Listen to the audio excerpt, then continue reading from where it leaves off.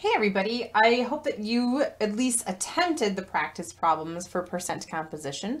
I'm going to be going over the answers, and if you find yourself having trouble with these, please make sure that you ask me a question in a meet, or if you have any other questions, get things cleared up so that we can keep moving forward. So for example number 1, it asks you for A to find the percent composition of the compound N2O5. So that's what we are going to do. So we need to find N and O on our periodic table. They are next door neighbors, and I want to find the percent composition for it. So the first thing that I need to do is, in this case, because it's not giving me any data, I need to find the molar mass of that compound. So I'm going to do that. I am going to show you more work than you need to do, so just be aware of that. There are 2 nitrogens, each weighs 14.01 grams. And then 5 oxygens with each one weighing 16 grams. And if I add those up, I get 108.02 grams per mole. You do not need to show the work for calculating molar mass at all. That is not something that you need to be concerned with. They are going to assume that you know how to do that correctly. However, you do need to show the calculations for the individual percents. So if I'm finding the percent nitrogen in this case, I'm going to take my mass of nitrogen, which was 28.01 grams. That's this times 2. Then we are going to divide that by the total molar mass of 108.02 grams, and then multiply that by 100%. Okay, so when we do that, you do need to show this work in your problem. You can't get away, unfortunately, with just magically showing a percentage. That is against the law. So if we calculate that out, it's going to be 25.94%. In a pinch, you should be able to subtract this from 100 to get your percentage of oxygen, but if you are asked to show the work for all of them, I always kind of tend to like to show the actual calculation in case I made a mistake here, because then this answer is kind of automatically wrong. So if I want to find my percent oxygen, I'm going to take my 16 times 5, and that gives me 80 grams, and I'm going to divide that by my molar mass of 108.02 grams, multiply that by 100%, and then I'm going to get a percentage of 74.06%. So, you know, it does work out in this case, but sometimes, especially if we're talking about things that have more than 2 elements, it can get kind of dicey, so just be aware of that. For part B, it said, if 15 grams of N2O5 decompose into nitrogen and oxygen, how many grams of O would you expect to form? Now, this feels like it could be a stoichiometry problem, and if you wanted to, you could do it that way, but in this case, I wanted you to do it specifically for percentages because I wanted to show you how to apply a percentage. So I have 15 grams of N2O5, and like I said in the lecture, you end up having a situation where the oxygen percentage is going to be the same 74.06% every time, no matter how large your sample is. So N2O5 is always going to be 74.06%. So if I know that I have 15 grams of this substance, I know also that 74.06% of those grams are going to come from the oxygen. So if I want to do that math, all I've got to do is multiply it by my percent, 0.7406 turned into a decimal here. And then when I do that, I'm going to get my answer, which should be 11.109 grams of O. Now, if they were asking for O2, you would need to divide that by O2, but in this case, it's just asking about oxygen in general, so we are okay. If they're talking about oxygen gas, like in a stoichiometry situation, then you would definitely need to deal with the O2, but we don't have to, so we're not going to. Okay. Example number 2 then deals with borax, which is the stuff that actually, they use it as a laundry detergent, but they also do it as a thing that they make slime with. So for A, it said to calculate the percent of water in borax. It is one of those ionic salts that I told you about previously. So it's got kind of this crazy formula. It's Na2 2, B4O7, and then it has 10 waters of hydration on it. So its molar mass is going to be really, really big in this case, like bigger than you probably are used to. So when I figure out my molar mass, what I'm going to want to do is figure out the NAs, the B's, the O's, and then the H2O's. And I am not going to go over how I did that. If you are struggling with that, please make sure you ask a question. But my molar mass of that whole shebang ends up coming out to be 381.38 grams. Okay, so this whole thing here weighs 381.38 grams, all of these combined.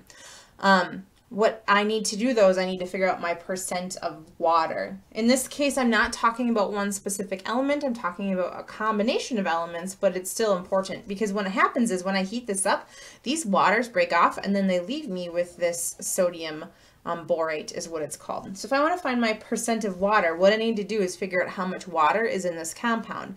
So what I have is 10 H2Os, and from our previous experience in discussion and just generally knowing the weights of things, one water weighs 18.016 grams. So if I have 10 of them, they are going to weigh 180.16 grams of water. And then I'm going to divide them by the whole mass, which is 381.38 grams. And then I multiply that by 100%. That leaves me with a percentage of water of 47.24%. So half the mass of that substance comes from water, which is a significant amount. Okay. For B, B says a 5.35 gram sample of borax was heated until it reached a constant mass, meaning the water of the compound had all been driven off. After heating, the sample weighed 3.05 grams. What is the percent of water in the compound? So this is probably a typical thing that they would do for you. They would have it maybe set up in actual lab table setup, but nothing really that different. So here's what you want to think about. I start off with 5.35 grams of my borax. Okay, and then after I heat it, which if you want to show heating, you actually can draw a little triangle there. It means that you heat it up.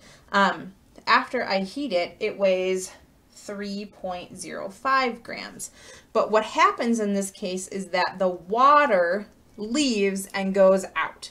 So the water, in theory, if you heated it all right, would be gone, which means that I should have about 47-ish% of my mass disappear from here. What this stuff that's left over is called our anhydrous compound, or anhydrous substance. Anhydrous means without water, okay? So if I want to figure out how much water was in my compound experimentally, I can't use this as my numerator because that is everything that's not water. So what I need to do is I need to find the difference of these two first. So it's 5.35 grams minus 3.05 grams, and if you can do this mentally or put it into your calculator, you should get 2.30 grams of water that left. So H2O that went away, okay? This now is our numerator for our percent H2O. So I've got 2.3 grams of water that left divided by my original amount of 5.35 grams. Multiply that by 100%, and I end up getting 42.99%. So according to my experiment, my borax is only 42.99%. So there's a difference now between what it was supposed to be and what I actually got. This value here is either what we call our actual or our experimental. Okay, either or, it's up to you which you want to call it.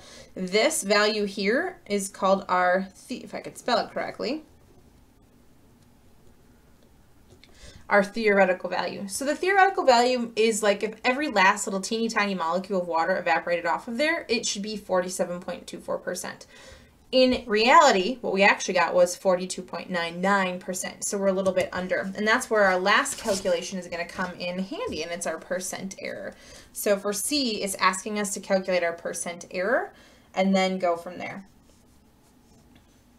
To do that, I'm going to set up the top of my problem with actual minus theoretical. So I'm going to do 42.99% minus 47.24%.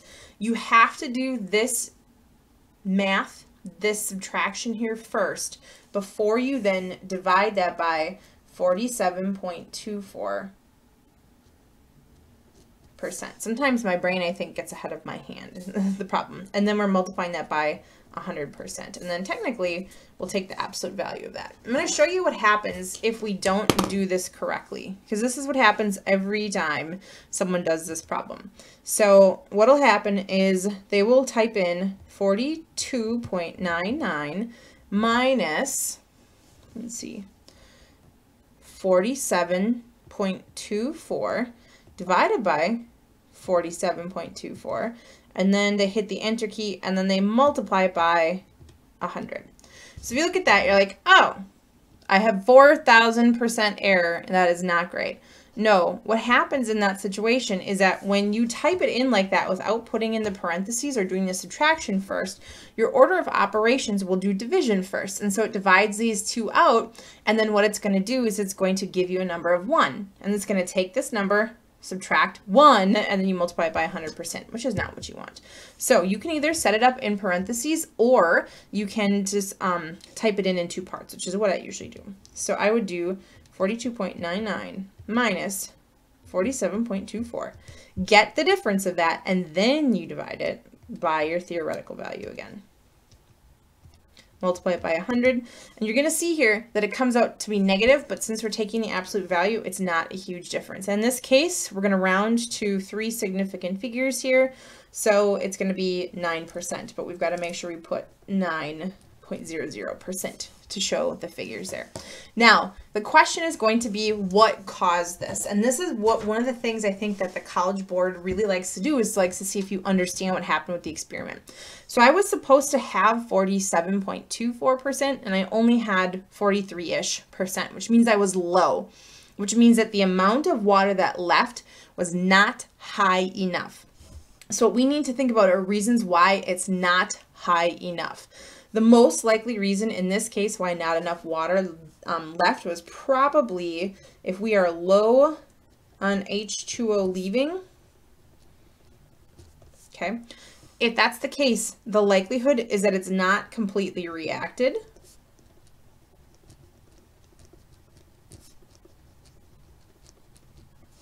That would be my guess, is that something didn't completely react and get rid of all of the water. You could say not completely reacted. You could say not all water evaporated, or something like that.